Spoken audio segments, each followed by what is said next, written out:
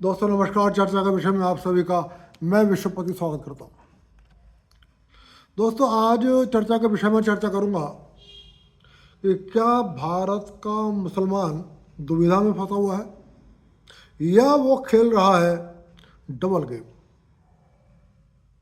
दोस्तों बात यह है कि 16-17 मार्च की रात को ये 16-17 मार्च की रात अफगानिस्तान और ईरान के लिए ऐसी रात रही है जो शायद कई सालों तक इन दोनों मुल्कों को सपने में भी डराती रहेगी। हम एक और इस्लामिक देश अफगानिस्तान के ऊपर इस्लामिक मुल्क पाकिस्तान ने एक बहुत बड़ा हमला करा, और दूसरी ओर ईरान के साथ जो अमेरिका और इजराइल का युद्ध चल रहा है, उस युद्ध में रात के 2 बजे अमेरिका और इजराइल ने इतना बड़ा हमला करा ईरान के ऊपर कि जिस हमले ने ईरान की कमर तोड़ कर रख दिया। दरअसल इजराइल और अमेरिका के इस हमले में ईरान को वो नुकसान हुआ है जिसकी कल्पना फिलहाल ईरान ने नहीं करी थी। ईरान में आयतुल्लाह अली खामनेई के बाद जो दूसरे सबसे महत्वपूर्ण व्यक्ति थे, उनका नाम है अली लारिजानी। वो इस हमले में मारे गए। और इसके अलावा एक और बहुत बड़ा नाम IRGC का बारे में आपने खूब सुना होगा। IRGC के डिफरेंट यूनिट्स हैं, उसमें एक यूनिट है वसीज। इसका काम है ईरान के अंदर आंतरिक विद्रोह को कुचलना, और ईरान में इस बात को बिल्कुल सुनिश्चित करना कि आम आदमी बिल्कुल शरीयत के उन्हीं सिद्धांत के अनुसार अपना जीवन यापन करे जैसी व्याख्या ईरान की खामनेई सरकार ने कर रखी है। पिछले दिनों आपको पता होगा कि ईरान के अंदर इस सरकार के खिलाफ लंबे प्रोटेस्ट हुए, और ये प्रोटेस्ट काफ़ी लंबे समय से चल रहा है। लेकिन इधर दिसंबर जनवरी से बहुत व्यापक पैमाने पर ये हमले हो रहे थे, और जब हमले बहुत ज़्यादा जब ये बहुत ज़्यादा प्रदर्शन उग्र होने लगे, लाखों की तादाद में लोग इन प्रदर्शनों में शामिल होने लगे, तब ईरान के उस समय के जीवित supreme leader Ayatollah Ali Khamenei ने वासीज को आदेश दिया कि वो किसी भी कीमत पर ईरान में हो रहे इन विद्रोह प्रदर्शनों को कुचल दें। IRGC के इस वासीज के कमांडर का नाम है गुलाम रेजा सुलेमानी। ये अली लारिजानी के बाद अगले सबसे महत्वपूर्ण व्यक्ति। सबसे पहले आयतुल्लाह अली खामनेई, वो मारे गए, उसके बाद अली लारिजानी, और उसके बाद गुलाम रेजा सुलेमानी। ये जो वासीज के कमांडर हैं, इन्होंने एक रणनीति बना रखी थी। इन्होंने देखा कि इजराइल लगातार बड़े बड़ी बिल्डिंग्स पे हमला कर रहा है। ईरान के जो मुख्य ऑफिसर्स हैं, जो ईरान के सैन्य कमांड, पुलिस कमांड के, सरकार के जो मुख्य बड़ी बड़ी बिल्डिंग हैं, उनको उड़ा रहा है। और ईरान के अंदर आंतरिक कानून व्यवस्था लागू करने के लिए वसीज फोर्सेज सबसे ज़्यादा महत्वपूर्ण है। तो इन्होंने एक नई रणनीति निकाली कि इन्होंने कहा हम किसी सैन्य मुख्यालय में नहीं रहेंगे, और हम किसी ऐसी बिल्डिंग में नहीं रहेंगे जो बिल्डिंग इजराइल के निशाने पर आ जाए। ईरान के पश्चिमी ईरान में एक बहुत बड़ा रेगिस्तानी इलाका है। इन्होंने वसीज की फोर्सेज का मुख्यालय बना दिया उस रेगिस्तान में, और रेगिस्तान में वहां कोई बिल्डिंग्स नहीं बनाई, छोटे छोटे टेंट बनाए, और वसीज फोर्सेज के ये टॉप कमांडर गुलाम रेजा सुलेमानी, उनके डिप्टी कमांडर और उनके अंडर में आने वाले 20 टॉप कमांडर्स इसी रेगिस्तानी टेंटों में रह रहे थे। और इसीलिए अभी तक ये इजराइल और अमेरिका की आंखों से बचे हुए थे। अभी पिछले दिनों 2-3 दिन पहले अमेरिका ने हमादान में, ईरान के हमादान में एक बहुत बड़ी बिल्डिंग को उड़ा दिया। जैसे ही वो बिल्डिंग के अंदर विस्फोट हुआ, अचानक ईरान के लोगों के जो इंटरनेट स्पीड थी वो 100 टाइम्स इंक्रीज हो गई।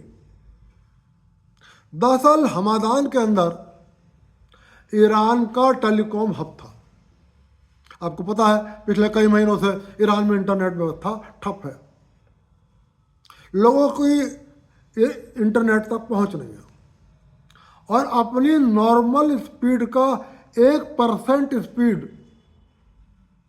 ईरान के लोगों को इंटरनेट की मिल रही थी। और इसीलिए ईरान के लोग पर्याप्त सूचनाएं इजराइल को नहीं दे पा रहे थे।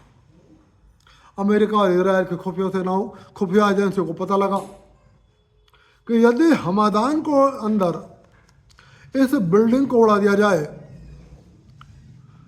तो शायद ईरान के अंदर इंटरनेट खुल जाएगा। उनका ये दाव कामयाब रहा। उन्होंने उस बिल्डिंग को उड़ा दिया और उस बिल्डिंग के उड़ते ही इंटरनेट की स्पीड बढ़ गई। लोग सरप्राइज कर गए कि उनके मोबाइलों में अचानक इंटरनेट इतना तेजी से क्यों चलने लगा। मैं बार बार कहता हूं कि ईरान की जनता ईरान की खामनेई शासन से, खामनेई सरकार से त्रस्त है, और वो किसी भी कीमत पर इस सरकार को बदलना चाहती है। वो दुश्मनों को सूचनाएं देना चाहती है, दुश्मनों को रणनीतिक रूप से महत्वपूर्ण लोकेशंस की जानकारी देना चाहती है, लेकिन इंटरनेट स्पीड ना होने के कारण वो नहीं दे पा रही थी। जैसे ही इंटरनेट स्पीड बढ़ी,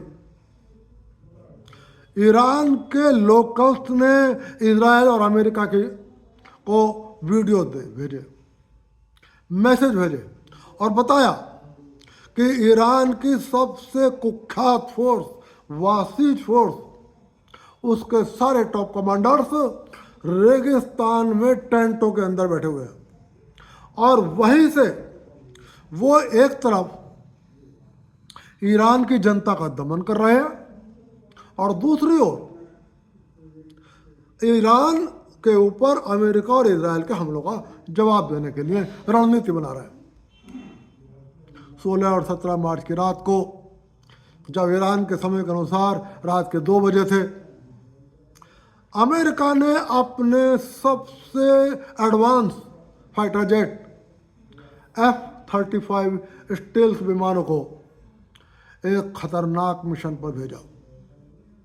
अमेरिका को सूचना मिली कि रात के 2 बजे एक टेंट के अंदर बासीज फोर्स का कमांडर गुलाम रेजा सुलेमानी, उनका डिप्टी कमांडर और टॉप 20 कमांडर्स मीटिंग कर रहे हैं।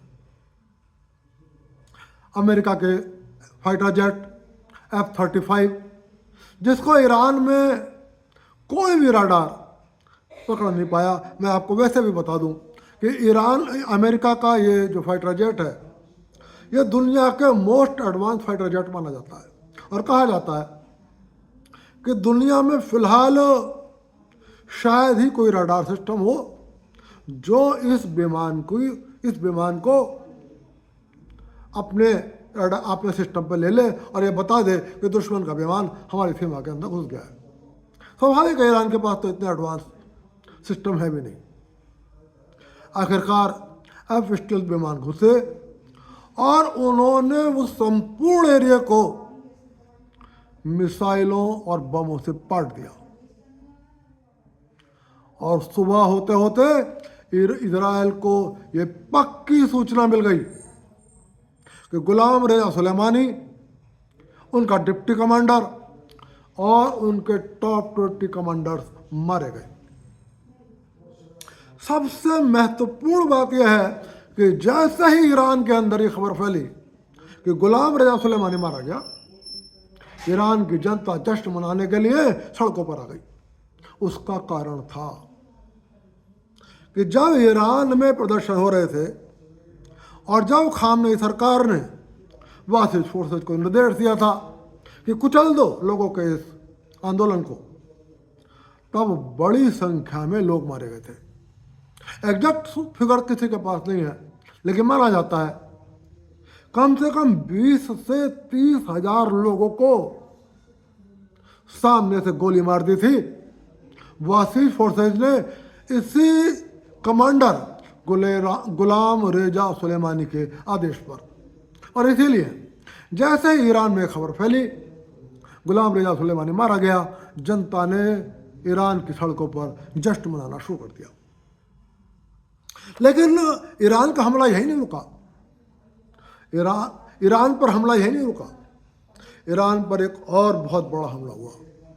आपको याद होगा कि आयतुल्लाह अली खामनेई के बाद अली लारिजानी, जो सुरक्षा परिषद के चीफ हैं और जो अभी तक पिछले लंबे कई सालों से अमेरिका सहित दुनिया भर से परमाणु वार्ता में खामनेई सरकार का, आयतुल्लाह अली खामनेई का प्रतिनिधित्व कर रहे थे, वो एक जगह सोए हुए थे। आपको पता होगा कि इन्होंने पिछले दिनों देश को संबोधित किया था और कहा था कि हम एक तरफा सीज फायर को स्वीकार नहीं करेंगे, हम इजराइल और अमेरिका को भागने का मौका नहीं देंगे, हम किसी भी कीमत पर इजराइल और अमेरिका को पराजित करेंगे। यही नहीं, अभी 2-3 दिन पहले अली लारिजानी ने पूरी दुनिया के नाम, पूरी दुनिया के मुसलमानों के नाम एक संदेश जारी करा और उस संदेश में एक लाइन बेहद महत्वपूर्ण थी और उन्होंने कहा था कि जो मुसलमान ईरान के साथ नहीं है वो मुसलमान नहीं है, जो मुसलमान ईरान के खिलाफ है वो मुसलमान नहीं है, जो मुसलमान ईरान के साथ है बस वही सच्चा मुसलमान है। बहुत कड़ा स्टैंड लिया था इन्होंने। और ईरान के जो राष्ट्रपति मसूद पेजेश्कियान हैं, जो लगातार फिलहाल युद्ध विराम की पैरवी कर रहे हैं और चाहते हैं कि इजराइल, अमेरिका और ईरान के मध्य युद्ध विराम हो जाए, उनका अली लारिजानी विरोध कर रहे हैं। आज भी एक सूत्रों के अनुसार से भारत सरकार के सूत्र ये बता रहे हैं कि डॉक्टर मसूद पेजेश्कियान और आईआरजीसी के बीच में गहरा मतभेद हो गया है। आईआरजीसी डॉक्टर मसूद पेजेश्कियान के नहीं सुन रहे और मसूद पेजेश्कियान आईआरजीसी की बातों से सहमत नहीं है। यह ईरान की संसद के स्पीकर भी रह चुके हैं। तो रात 2 बजे ही अमेरिका और इजराइल ने उस दूसरी जगह भी हमला कर दिया जहां बेहद कड़ी सुरक्षा में और एक बेहद सुरक्षित बंकर में अली लारिजानी सोए हुए थे। हालांकि कुछ सोर्सेज का ये कहना है कि अली लारिजानी भी उस वक्त आवश्यक बैठक कर रहे थे। स्पष्ट नहीं है कि वो सो रहे थे या बैठक कर रहे थे, लेकिन सुबह होते होते दुनिया को ये समाचार मिल गया, अली लारिजानी भी मारे गए।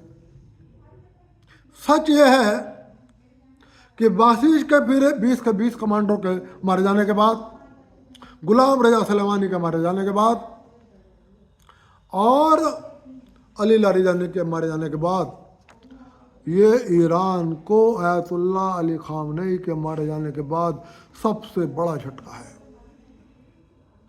और दुनिया भर के सुरक्षा विशेषज्ञों ने आज डिफरेंट प्लेटफॉर्म पर यह राय व्यक्त करी कि अब ईरान लड़खड़ा रहा है।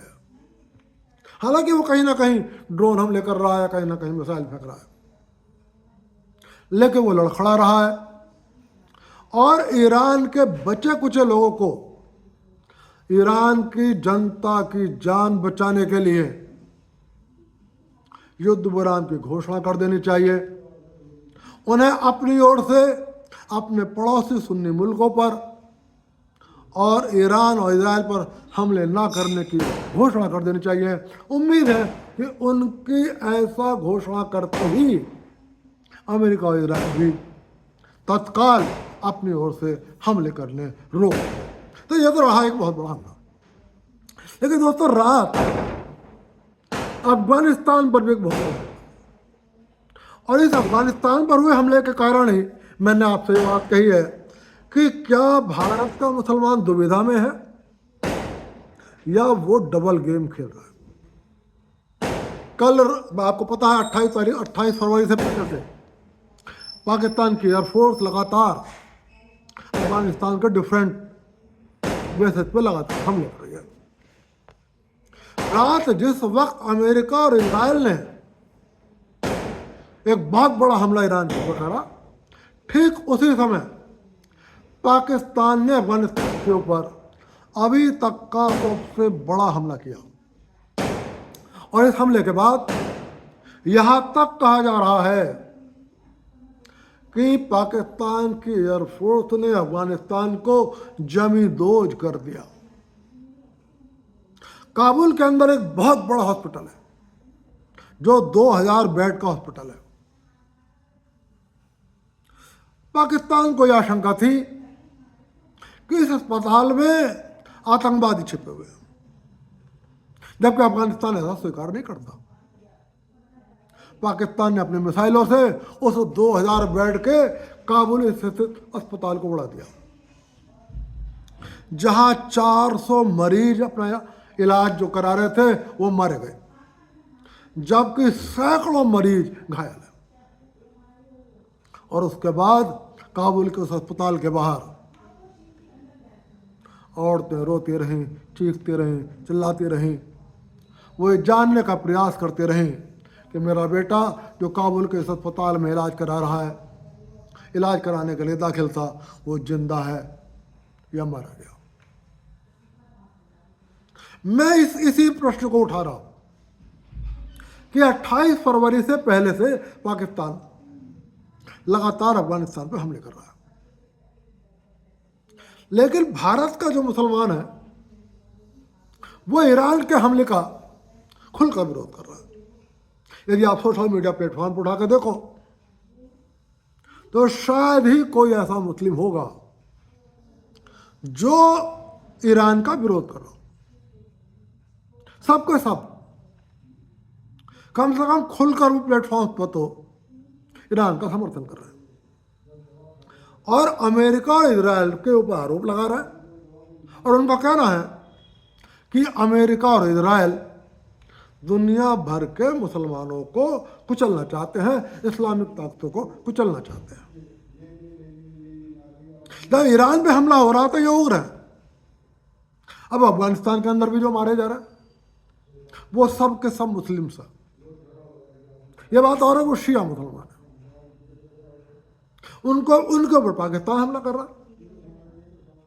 लेकिन इस हमले पर मैंने अभी तक भी, चाहे वो एक्स हो, चाहे वो इंस्टाग्राम हो, चाहे वो फेसबुक हो या कोई और सोशल मीडिया प्लेटफॉर्म्स हो, किसी भी मुस्लिम मित्र को पाकिस्तान की आलोचना करते हुए नहीं देखा। आखिर पाकिस्तान की आलोचना भारत का मुसलमान क्यों नहीं कर रहा? क्या वो असमंजस में है या डबल गेम खेल रहा है? क्यों कह रहा हूं मैं ये बात? प्रश्न उठता है कि आखिर पाकिस्तान हमला क्यों कर रहा है अफगानिस्तान पर। मैं आपको बता दूं कि जब 28 फरवरी तक युद्ध शुरू नहीं हुआ था और ईरान ने दुनिया भर के मुस्लिम देशों से मदद मांगी थी, अफगानिस्तान दुनिया का वो इकलौता देश था जिसने ये बात कही थी कि यदि ईरान को सैनिकों की आवश्यकता पड़ेगी तो अफगानिस्तान अपनी सेना ईरान में भेजेगा ईरान की ओर से लड़ने के लिए। मुझे याद है कि उस वक्त सोशल मीडिया प्लेटफॉर्म पर बहुत सारे मुस्लिम हैंडल्स अफगानिस्तान और तालिबान की बहुत प्रशंसा कर रहे थे। इस बात को अमेरिका और इजराइल अच्छी तरह समझते थे कि ईरान अपनी ओर से सबसे पहले जब हम ग्राउंड फोर्स से लड़ेंगे तो तालिबान के सैनिकों को आगे कर देगा और तालिबान के सैनिक लड़ने में माहिर है। तब अमेरिका ने पाकिस्तान से कहा कि आप अफगानिस्तान को युद्ध में उलझा दो और अफगान तालिबान की कमर तोड़ दो, जिससे कि जब इजराइल और अमेरिका ईरान पर हमला करेंगे तब अफगानिस्तान ईरान की मदद न कर सके। नतीजा ये हुआ कि पाकिस्तान ने 28 फरवरी से पहले ही अफगानिस्तान पर हमले करने शुरू कर दिए। अब पिछले 2-3 दिन से लगातार ये सूचनाएं आ रही हैं